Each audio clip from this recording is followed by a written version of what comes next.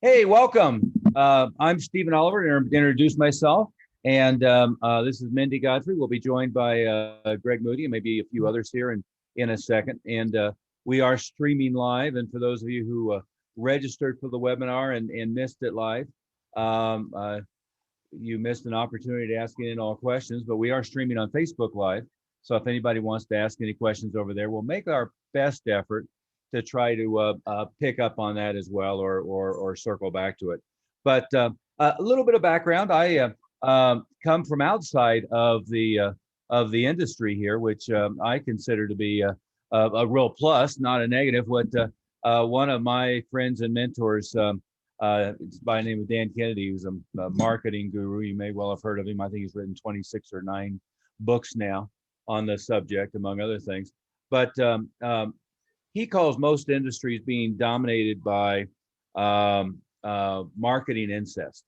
And marketing incest means everybody looks around at what everybody else is doing and does the same thing. And there's a great Earl Nightingale quote. And basically his comment is, if you don't know what to do, look around at what everybody else is doing and do the opposite. So what we're going to do is try to delve into some areas that some of you who are joining us today or watch the recording may be familiar. I'm guessing many are not.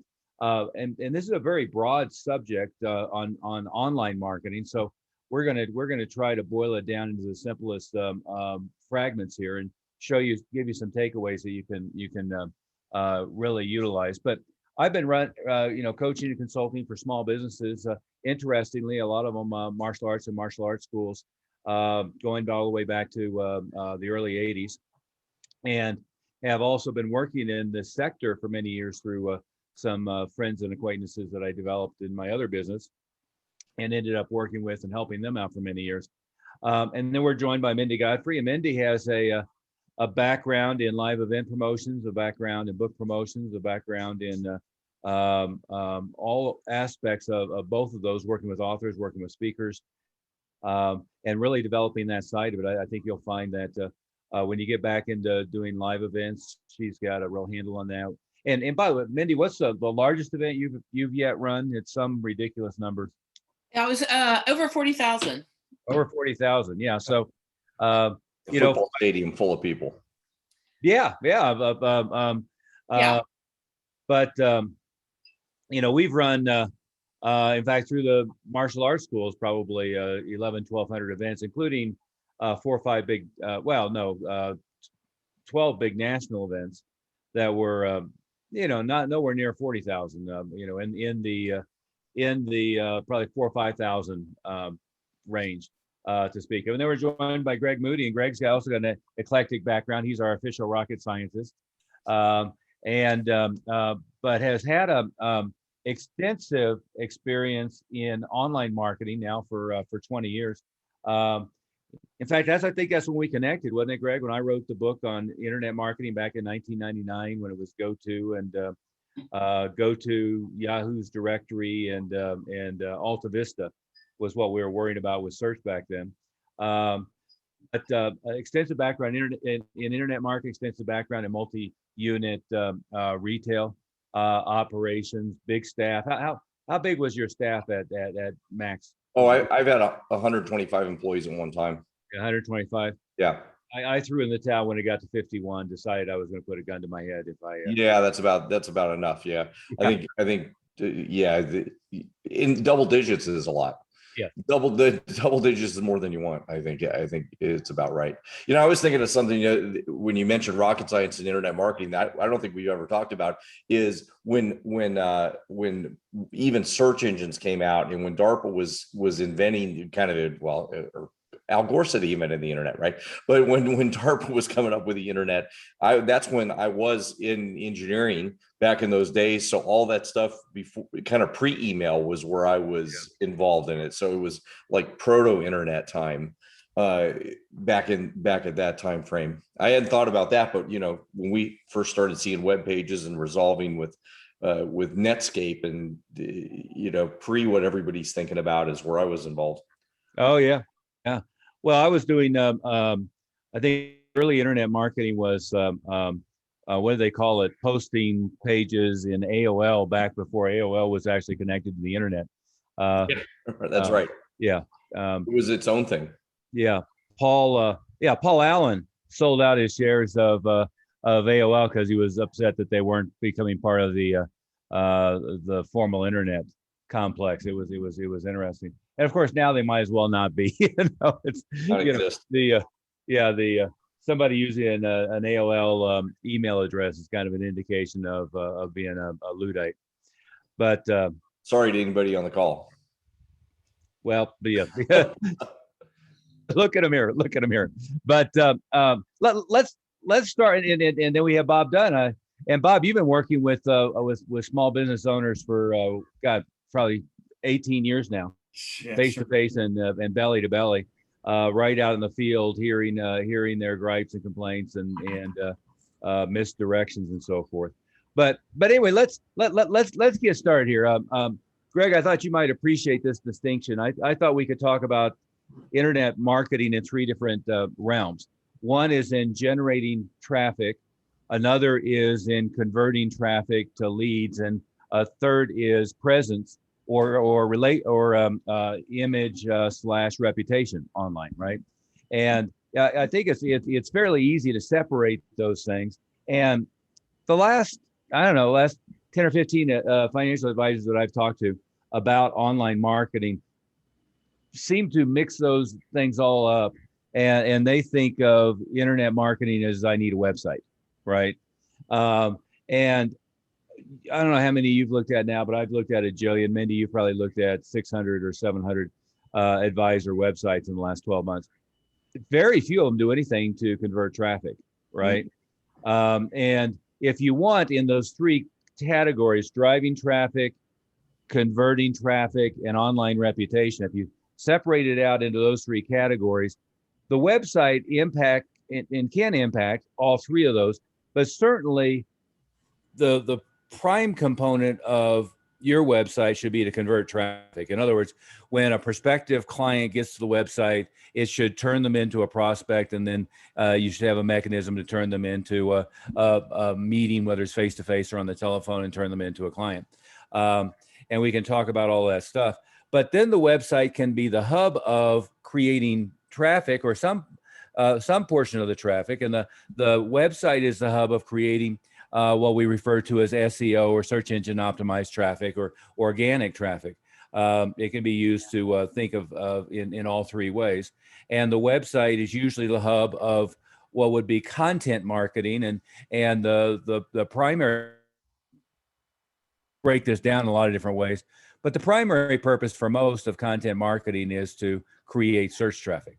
Is that a fair way to describe that, Greg? Yeah, and I think what we see a lot of when we look at people's websites, is we end up seeing that that it does the opposite. It hurts their search traffic and it kills their conversion. So when somebody lands on, kind of going backwards, if somebody actually did find your website, that nothing would happen. They'd look around a little bit and they would leave. It isn't compelling enough to get them to fill out a form and get something, or fill out a form and give you information to set an appointment, or fill out a form and do something, or to pick up a phone and call you, which would be even better. So, it doesn't do that. And then even, further back down the pipeline, it doesn't do anything to be that hub that you just mentioned to create, to help you push content out to the internet that drives them to the website. We talk to a lot of people and they say, yeah, but I've got somebody I'm doing social media with. Well, yeah, you can do all kinds of social media and a bunch of different stuff and waste a lot of time and waste a lot of money on things that don't drive them back to this central hub that should be your website, that's not designed properly.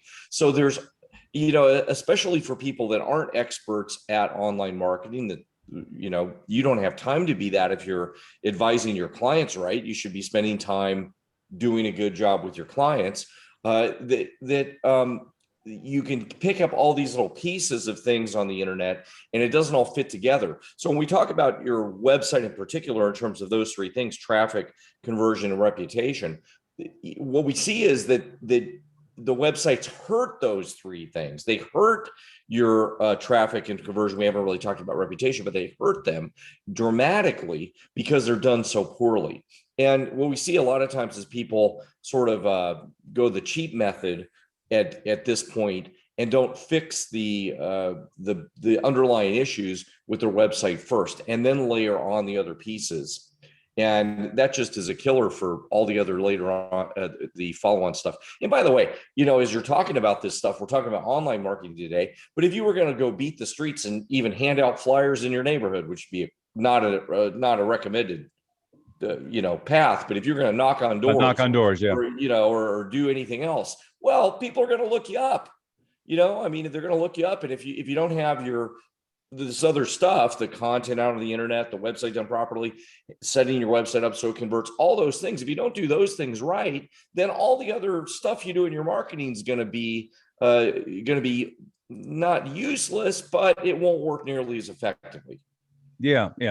And to I looked at a website yesterday as an example, and to me they were doing several things that looked good on the surface, but I started asking questions. And one was, there was a lot of content. There was articles, there was blogs, there was videos, podcasts, and so forth, which is a good thing. But I asked a question. I said, is this all original content, or is this something that the website provider, that a vendor, that somebody provided the content? This was all content that was provided. Okay, was it created original for you? Or is it just content that they had that they get to everybody who does it? So it was standard content. Well, that's one of those examples that you're just talking about, Greg, is all of a sudden what Google likes is they like original content. What they don't like is the same content 25 different places, or 100 different places, or God forbid 5,000 different places, right? So if you have the same stuff that 30 other websites have, you're going to disappear. In fact, possibly even get in Google parlance, blacklisted on your site. Now, then the other thing. And by the way, you won't know it. Yeah. You'll get blacklisted and you won't know it, and you'll wonder why your marketing's working for crap. And it's because you got blacklisted. You'll never know it. That's the dangerous thing about it. Sorry to interrupt. No, that's right. Your website just disappears, right? But the second element of the site I was looking at yesterday is, and Mindy, I don't know how many you've seen, where they think they're doing a really good job by having a little contact us link. And then when you hit contact us, it lets you make an appointment, or it lets you fill out the form to contact them, right?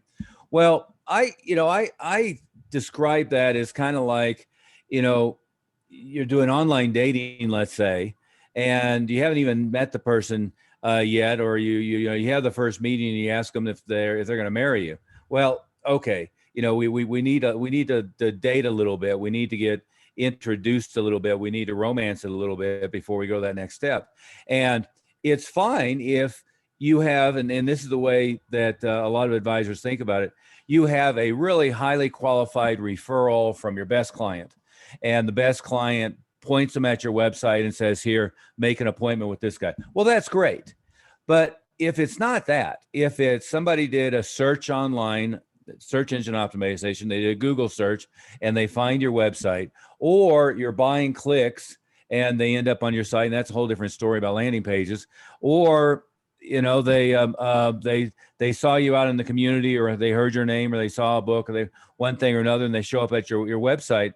You want steps before it's just make an appointment with me right now, right? The way that people currently think about this is, am I ready or am I not ready for salesmen to pitch me their services? And a lot of people can be interested in what you're doing, but not yet ready to, quote unquote, talk to a salesperson who's ready to pitch them on the services, right?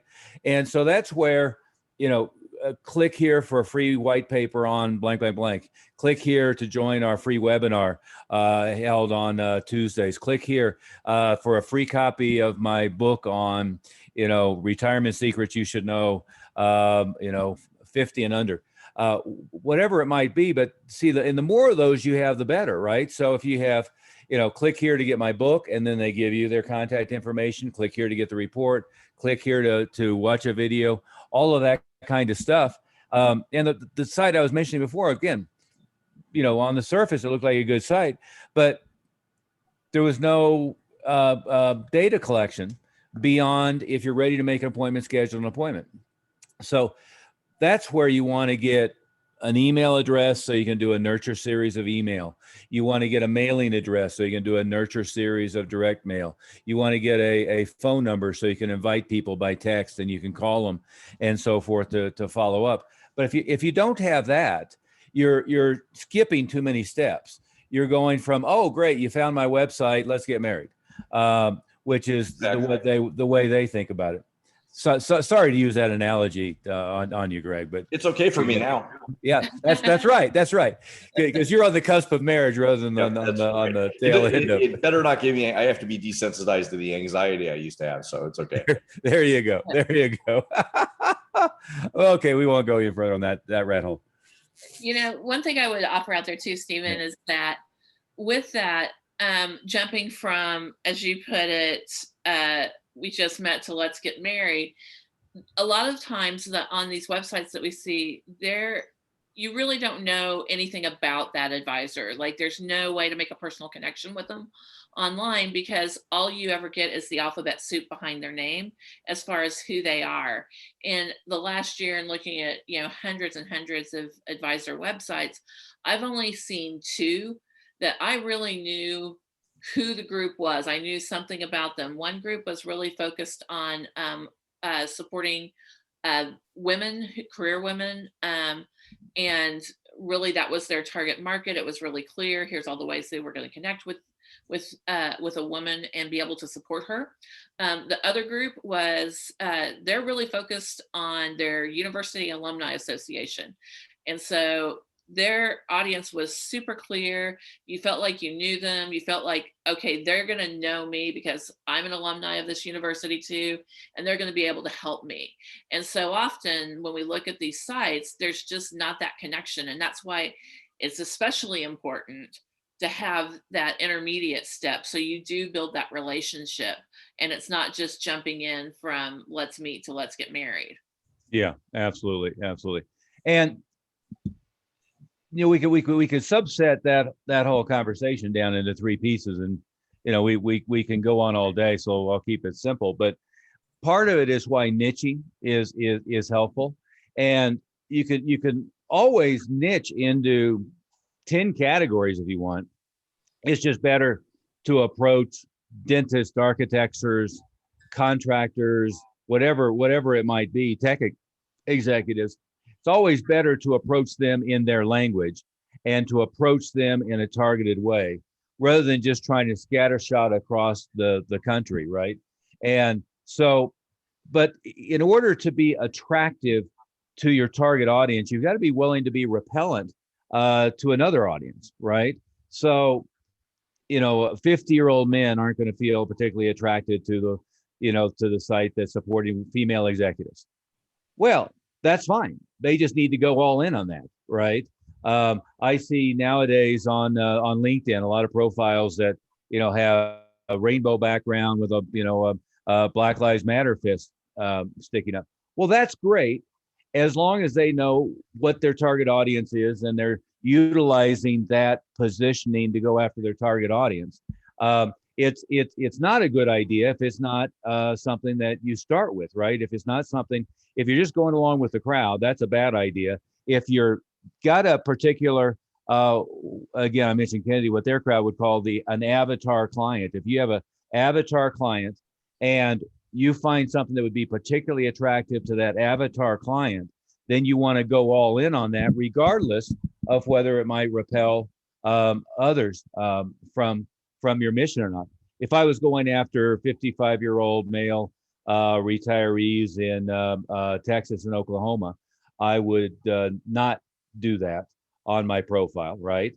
If I was going after 55-year-old plus males, I wouldn't put we support female empowerment and female professionals and so forth, because again, even if they are in favor of that, it tells them that they're in a place that's not for them. And so it repels one element of the audience, it attracts another element of the audience. And what was that other one, Texas A&M? Yep. So if I was targeting retirees in Oklahoma who are OU fans, the last thing I'd do is be Aggie to the core. to use that one. In fact, if I was, I'd even be careful of the colors I used if I was doing that. oh yeah, exactly. Yeah. Exactly. I mean, and what you're talking about in those senses is being mindful of traffic and conversion, because in terms of all the content I push out, I want to push out a lot of content that's related to my niche. And I want to make sure that the conversion relates to that. So, if they land on the page and it's related to the niche, then it's going to convert better versus a generic something. And we see a lot of people we're talking to, and they say, well, yeah, but I just want to be open. Wouldn't it be better if I'm marketing to everybody? There's more people. So if I market to everybody, I'll get more traffic. And that's exactly the opposite of what really happens, because you're not speaking to anybody. That's like speaking to the whole ocean. Well, it's a pretty hard thing to talk to. Oh yeah. Well, and the problem with the big companies is they make one or two mistakes. They either try to be completely open and unoffensive to anybody, which means they become completely bland and generic, and therefore nobody has any particular interest, or they go with the current trends, and oftentimes that repels their ideal audience. So you've got to really pay attention and know who it is you're targeting. And again, if you're not willing to offend, you're not willing to attract. If you're not willing to repel, you're not willing to attract. And it's very important to figure out who it is you want and what you're looking for, and then have everything be congruent. But let's shift over to the first pillar here for a second, because we haven't talked much about that. Let's talk about generating traffic. And the first piece of generating traffic, I think, and we want to take this to the end too, from a standpoint of converting traffic, is the most important thing about online marketing is not getting fixated on online marketing, right? Is don't get stuck in the rut of everything has to be digital, everything has to be online. Follow-up can only be by email, for instance. All traffic to the website has to be generated purely online. That's a huge mistake, and it's a mistake nowadays that younger advisors tend to make, which is they think the world has gone so digital that the offline, the analog world doesn't exist. And we know that direct mail still works great. Direct mail still works great for follow-up. Follow-up by telephone works great. There's some parameters to get it to work. But you want to move from online to offline as rapidly as possible. And you want to, nowadays, what works also is moving from offline marketing, even newspaper inserts, direct mail, et cetera, to online marketing, and then taking a lead generated by online marketing and moving them offline. You can move from one to the other back and forth now, because people will respond from mail to a website, and people will respond better, not just as well, to physical mail going out as well as email going out. As one example. But for generating traffic, let's try to break down a Parthenon. And in Parthenon picture, the Parthenon in Greece, or the refreshed one in Nashville, or but that painting behind me is the obviously Wall Street. The same idea is having lots and lots and lots and lots of pillars to drive traffic to your practice. But we also want to take that Parthenon complex or Parthenon concept and have lots and lots and lots of pillars that are driving online traffic to your website, or driving online leads to landing pages to convert prospects, ultimately, in many cases, bringing them back to your website in some form or another. But we want to have all of those pieces in place. So let's start with generally some of the subcategories. You have buying pay-per-click on Google. So that's search traffic, but you can flip a switch. You can be on right away based upon conversion and what you're willing to pay. You can pretty much be in first position pretty quickly. Search, then you have search, and search is a building process. You can get ranked fairly quickly, but it may be 3, 6, 9, 12 months before you really have all the pieces in place, because you have to build a web of content in order to attract the search engines, and you have to keep having fresh content. Then we have social media, and that can be Facebook, Instagram, Snapchat, Twitter, all LinkedIn, all that stuff. Really, the 500-pound gorilla is still Facebook, and a real effective directory and database of people based upon niche and or job title is, of course, LinkedIn. But so you've got driving online traffic from social media, let's say predominantly LinkedIn and Facebook. You have driving search traffic from Google pay-per-click. You have driving search traffic from organic search. And then you have lots of offline sources, and there's also other online sources. I mean, online sources can be everything from discussion forums to buying banners to you can buy ads in other people's email newsletters. You can buy banners and ads on other people's websites. But the big drivers usually are Google, pay-per-click and search, LinkedIn and Facebook as far as pure online traffic. What would you add to Greg, to that?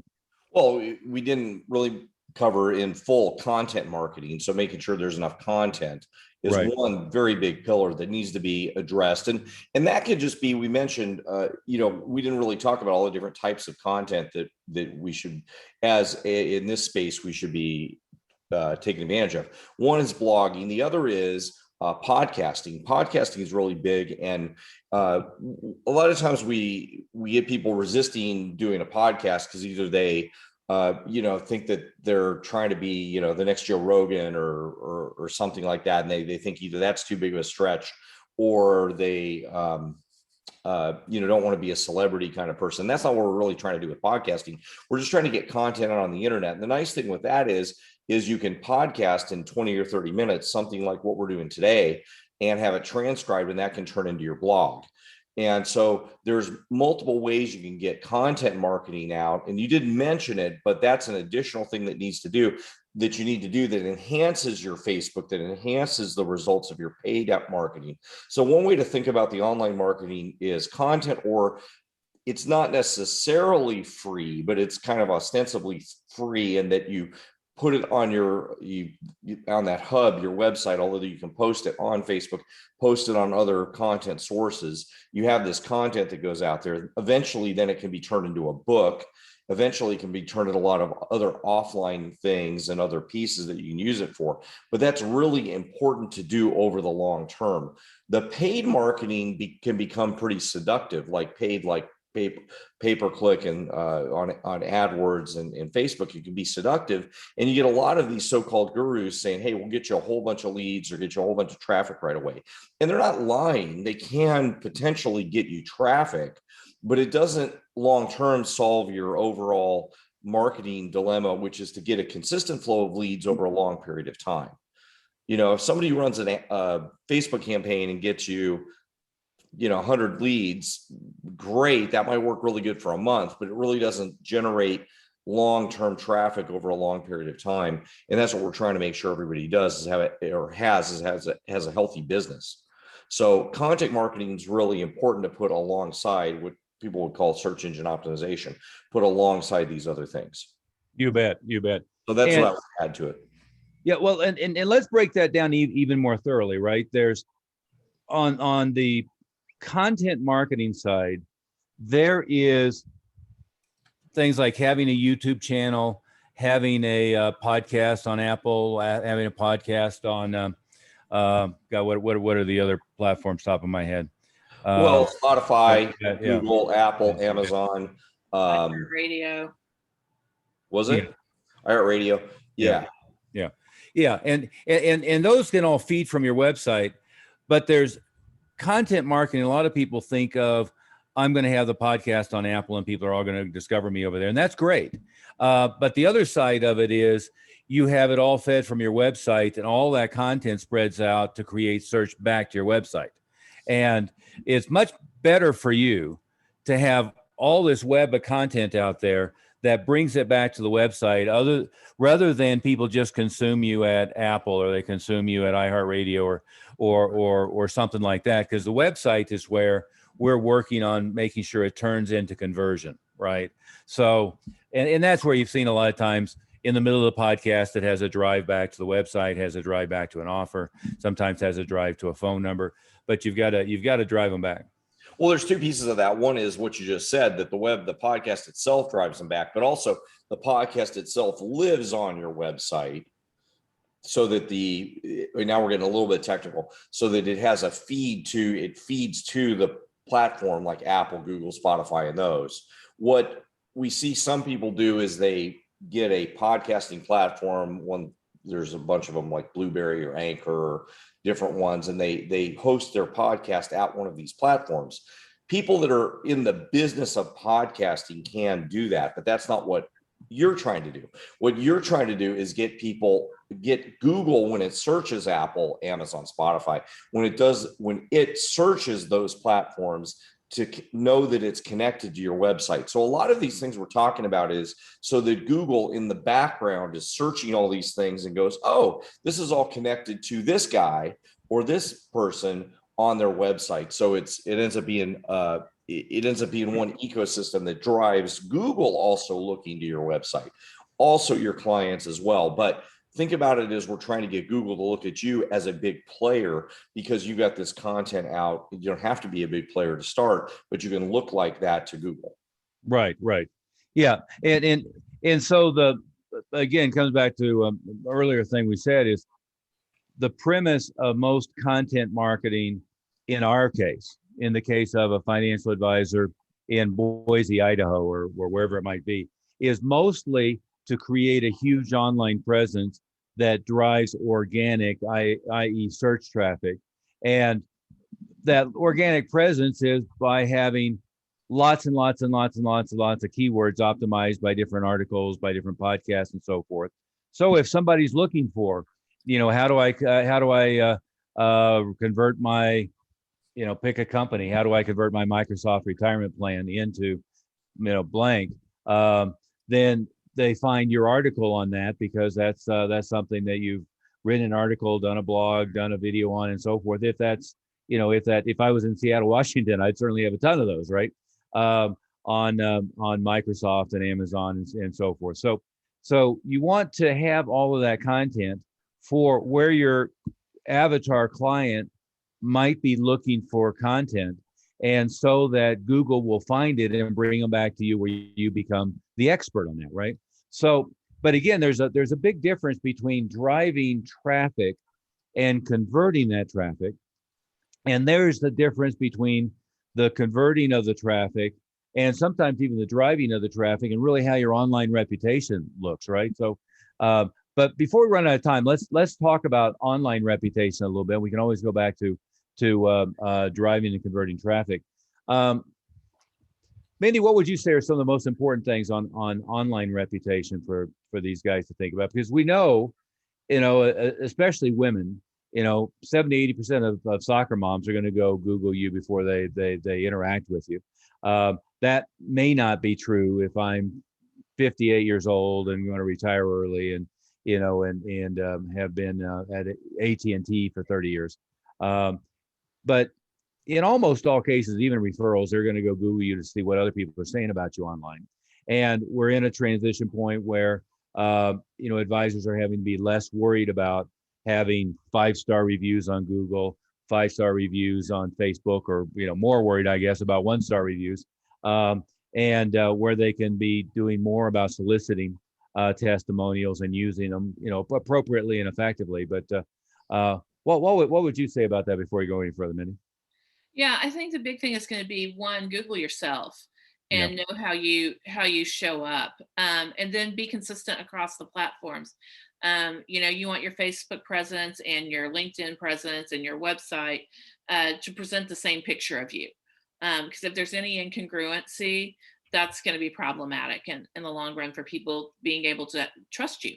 And so really making sure that those things are consistent and that you're presenting that image across all platforms equally. Right. Well, there's and ultimately it's like, and it's something we do a lot. If we, help you put together a book and publish it among other places, Amazon, but Amazon is the 800-pound gorilla for, selling books. But if it's on Amazon, having reviews on Amazon is really important.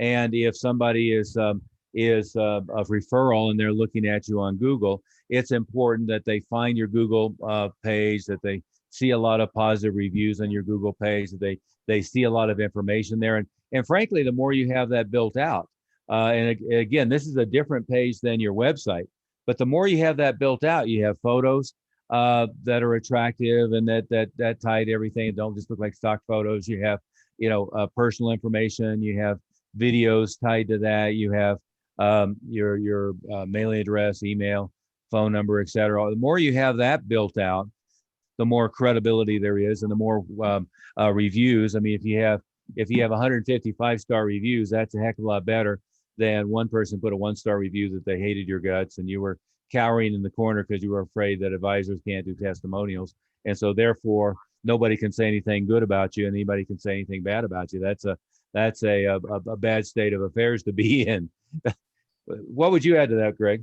Yeah, and you have to ask for those kind of things, and don't be afraid of there's some limitations on what you can do for reviews in your website and in certain types of media, but anybody can write a review for you on Amazon if you wrote a book. Anybody can write a review on Google My Business for your company. You can't stop them from writing a review if it's public information. Yeah. So nor can you control what they say or how they say it, which right. is, And if they're pissed, they can write a negative review. So people tend to write more negative reviews than positive because they don't take action. So you have to kind of be mindful about asking them, letting them know that they can write a review, that's possible for them to write a review. You have to be careful about soliciting reviews in the right way, but a book is a great way to do that. And we're kind of getting off the subject if we talked about books, but that's something that if you do all the other pieces that we're talking about, it can even be a white paper in general. But a book can allow you to be on Amazon. It can allow you to be on one of the world's biggest platforms, which does relate to our online marketing. Yeah. Then that is connected to you in a lot of different ways. So when people search for you, they'll see you as something, again, bigger than you as another advisor. Look, if somebody searches, I want to invest my money anywhere in the United States or Canada or anywhere else in the world, they're going to get a lot of results. Yeah. A lot of them are going to be big companies. A lot of them are going to, and then they go to those companies' websites, they may or may not get you. So what we have to do is have enough content so that you do pop up, and you pop up in more than one place on page one related to them about what they're interested in. So we're trying to get you to be unique. Well, I mean, worst case scenario is you get a great referral from your best client and they go Google you and they can't find you online. I mean, there's nothing worse than being, than being non-existent. Well, they find somebody else that looks and sounds like you. Yeah. And they go to somebody else because it's more convenient. People are pretty lazy. Once they look somebody up online, I mean, how many times have you wanted to find a product and Amazon happens to be the first, version of that product instead of going to the company's website or instead of going somewhere else. So you buy the first one that's on Amazon instead of looking, there's 100 versions of whatever product you're going to buy. Yeah. You kind of buy one of the first few that show up on Amazon.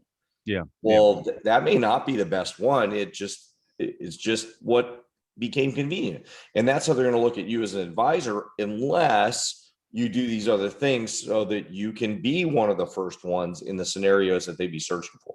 Yeah. Yeah. Well, and that brings us back to, the three biggest search engines online, and people don't think about this way normally, it's Amazon when I'm going to go buy something, especially something tangible. I'm going to go buy a book or buy a laundry detergent or something like that. It's YouTube if I'm out looking for information, especially in video form, and it's Google if I'm out researching information, right? So when I'm doing research, I mostly go to Google. If I'm looking for entertainment, I mostly go to YouTube. And if I'm looking to go buy something right now, especially anything that's in the realm of the everything store, because they're making every effort to sell everything, and that's a great book, by the way. It's a great book on Jeff Bezos called the Everything Store. But they go to Amazon, and so you've got to be aware of that dynamic of where people are going, and you've got to be able to show up in all of those environments if it's appropriate. Greg, let's go back to something you alluded to earlier, and you just mentioned it again. So let's break it down a little bit more. You mentioned having a book, and earlier we mentioned having content marketing, and we mentioned the podcast. But we only have 4 or 5 minutes left, but let's talk about how easy some of this is rather than how hard it is. We talk to folks we work with all the time, and I'll give you an example. Brian, who I'm working really closely on, he's going from being big in one of the big insurance companies to being an RIA, and we want to do a book, we want to do white papers, we want to do podcasts, we want to develop content for the website, and what we're going to do is 10 1-hour interviews. It wouldn't have to be an hour, but let's use that as an example, 10 1-hour interviews. The interviews get transcribed. Then we can find somebody on Fiverr cheap to go clean up the transcript. Now we have a freestanding white paper, perhaps a couple. We have blog posts. In fact, we can break it down into 2 or 3 blog posts. We have podcasts. So each of the interviews can be 2 30-minute or 1-hour podcasts. We have chapters for the book. So once we're done with, let's say 10 interviews, we've got a book that's probably 100 pages, right? So in the book would have a good book for marketing purposes could be 40 pages. It could be 35. It could be 50. It doesn't have to be 100. Those are the most common books on Amazon, 20 to 40 pages. Yeah. Yeah. And by the way, those are perfect single topic, fairly simple, telling people what to do, not how to do it type of books that are used as lead generation to come back to you. And by the way, a great idea. I'll throw this in as a bonus because not particularly an online idea, but I know advisors we've worked with that they do a whole series of those books, and then every one of their clients gets 5 copies as pass along. As a note, I'm sure, I know you have a child who's, 17 getting ready for college. I'm sure you have friends who are in that same boat. Here's a little book I put together about thinking about college education and one thing or another is pass along. And that's a tremendous referral tool. And again, it's a way to drive traffic back to your website, going from offline to online, but it's a great resource. But when you're creating content, people get bogged down and they think, oh my God, what are they talking about? I have to hours a day and I have to create all these podcasts and I have to have interviews and I have to find, guests and I have to do all this stuff. Well, you don't necessarily have to find guests. You could just have a staff member or somebody that you're working with interview you. Or you could just go, who are my 10 best clients who have unique individual situations? Would they be willing to do an interview with me? Would they be willing to talk about how we went about solving that? That becomes a testimonial based podcast. We do a ton of those type of things, right? You've got to be willing to be, public about, whatever particular topic you're talking about. But hey, we're running out of time. What I would remind everybody is, Mindy, you've got your phone number there, 303-808-8719. We have, in fact, I have it at my feet. So just to disabuse everybody of the notion that we prepare to pitch you heavily on these things. It just happened to be under my desk. This is a book of information that we're happy to send you, box of information we're happy to send you. This is a really cool little idea, I think. It's a USB drive that has a whole bunch of video content, a copy of my book, a copy of Lee Milteer's book, a copy of another one of my books, a report on, guess what, online marketing, and a report on social media marketing. So, and the one I think is most useful for a lot of people is 10 things you must do as a financial advisor to thrive. We'll give you all of this stuff for free, both physically and digitally, but you have to go to either call Mindy or go to advisorwealthmastery.com and fill out our little form there. We'll make sure you get all that information. What we're happy to do is schedule a couple times where Mindy Godfrey, Greg Moody, and myself can talk with you individually, give you some ideas. We're happy to look through your website and give you some feedback on that. None of it is a sales pitch. We tend to only work with the top 10% of the industry. So a lot of people we talk to and help, we're talking to and helping. The only outcome for us is maybe we give you enough information that, next year you're a good fit for us to work with. But a lot of people we're working with really are, most people are in the top 1% of the top 10% of the industry. So they're at, let's say at least 50 million AUM, or more, 500,000. Sometimes, 250 to 500 revenue we can get, get those guys going pretty quickly. But we'd love to talk to you. We'd love to give you a bunch of free information. Bob, I've been ignoring you there. I don't mean to ignore you with your yeah, that's quite all right. I mean, got you guys covered a lot of great topics. I mean, I was going to chime in on a couple of things, but you guys actually were either reading my mind or I was reading your mind. Yeah, you've got your monument to Florida and to scuba diving behind Yeah, you. right. That's my niche. Yep, exactly. Florida scuba diving. In the meantime, I'm bragging about being at 8,000 elevation on the top of the mountain. And you guys may have noticed I moved my office outside, and Greg, it's actually been a little chilly out on my desk the last couple of days. So I haven't. I decided to come back down in my office because it was a little brisk, just to really rub that in. Yeah. And my daughter is here in town right now, but she's going to college in Looney Tunes Central of Seattle, and they're having a heat wave out in the Pacific Northwest. That's one of the things I like about the Pacific Northwest. I like their weather, other than the fact the sun, doesn't shine enough. But they're actually having a heat wave out there. Can you believe that? Portland was what, 115 degrees? Yeah, I saw that. It's chilly here. It's only going to be 96 today. Yeah, you have a cold spell. That is a cold spell for here. Yeah. Okay. On that note, we'll call it a day. And we're happy to give everybody as much more information as possible. I'm going to stop our live stream. It's been wonderful talking to everybody there, and I'm going to stop the